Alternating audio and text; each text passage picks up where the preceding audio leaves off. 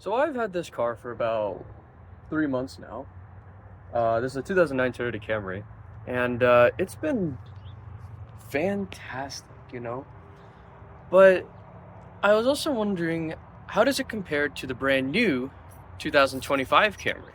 Well, today you're gonna find out. So one of the biggest things you notice about this car compared to the new 2025 Camry is just how basic it looks sitting right next to the new Camry. This car has a little bit more of a slab-sided design, as you can see. This has kind of more more slab-sided lines. There's this very apparent, not quite shoulder line, but this line right here. But that's really the only notable line besides this one right here. But you can tell based off the lines and everything, it looks pretty slab-sided. Honestly, it looks good, but compared to the Camry, compared to the 2025 Camry, it looks way more boring, way more dull. Because the new Camry has it's a lot less subtle, I could tell you that much, and it looks more sharp. There's a lot more lines to it. It's reminiscent of the older generation, the previous generation compared to that of the 2025 Camry, the 2024 one, and yeah. But overall, I think both of these cars look great, and yeah. Now, one of the things I personally like about this car compared to the new Camry is its engine. Now, this uses a V6. This is a 2GR FE V6. Now, you guys probably don't know what that means. Honestly, I don't know either. But this is part of the 2GR family of engines. This makes 268 horsepower and something like 250 pound-feet of torque. The new Camry has a 2.5-liter 4-cylinder hybrid. It's hybrid only for the 2025 models and up, which does upset some people. I'm personally not as upset as I probably could be, but because the hybrid gets around 45 miles a gallon. This at best probably gets around 20. Now, to be fair, I drive this car really hard, a lot. I like hitting the gas pedal and hearing the vroom vroom noises, but this is fantastic. The engine is great. I feel like the steering in this car is more sporty, but the steering in the new Camry is easier. So I would take this on a curvy road. I would take the Camry on a road trip. That's pretty much it, honestly. Now, obviously, we haven't talked about the interior yet, and this is where the disparities really start to bring, because now we're going to talk about the interior design and features of the new Camry. So the first thing you notice when you come into here, is just how basic and bare bones this interior is. 3 dials, a radio, that's all you get. A gear lever, you have your turn signals, you have seats, you have powered windows, you have air conditioning. This has everything you need.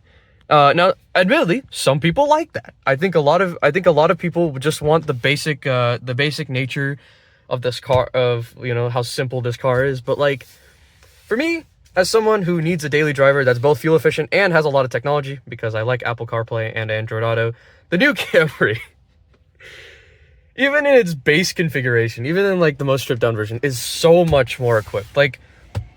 There's a giant center touchscreen. There's a large gauge cluster screen. The entire gauge cluster in the new Camry is a screen, whereas this is just 4 gauges. The seats are both heated, and you can with an option package, you can get it cooled.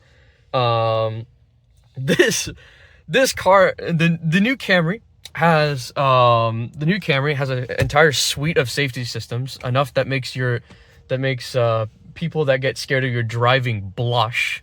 It makes there's so much more features. It's so hard for me to list through all of the features that the new Camry has compared to this.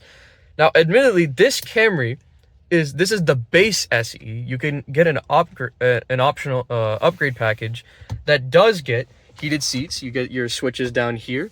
You can get a moonroof up here. You can get a sunroof up here. You will also get a more advanced radio system. And even in XLE models, you can get a touchscreen here and dual zone climate control. Like, so this car can be equipped pretty well, but it kind of pales in comparison to the new Camry, which is basically feels like a sea of screens in here, which I don't mind. I think a lot of people don't like that, you know, they want kind of the more analog, more haptic feel, I would say, more physical feel, I guess, if that's how you say it. But the disparity on this car, the interior disparity in terms of design, is actually insane. So there you have it. That is the new Camry compared to the old one. I love this car. I'm probably gonna keep it for a while. I don't know how much longer I'll keep it for. Probably another year before getting either a V6 Camry from 2024 or a new Camry, which will get me about 40 miles a gallon, 45, 50 miles a gallon. But I love this car. I know I've been kind of trashing on it, but I love it. It's fast, it's fun, it's an absolute hoot to drive. But I feel like the Camry, just kind of, let's go back here. I feel like the new Camry has the 2025 Camry has gracefully evolved from the 2009 Camry with upgraded features, new technology, an improved driving experience, at least for a lot of people, including me. Actually, I want a little bit more of a refined driving experience. It's going to be quieter and everything, and it also improves a lot on the design. I feel like this looks great too. This looks great, but the new Camry looks more dynamic. It looks sharper.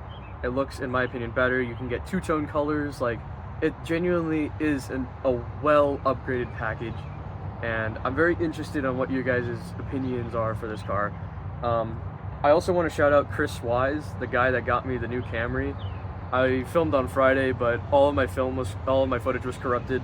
I didn't film right, so yeah. So thank you to him who got me to look at the new Camry. So yeah.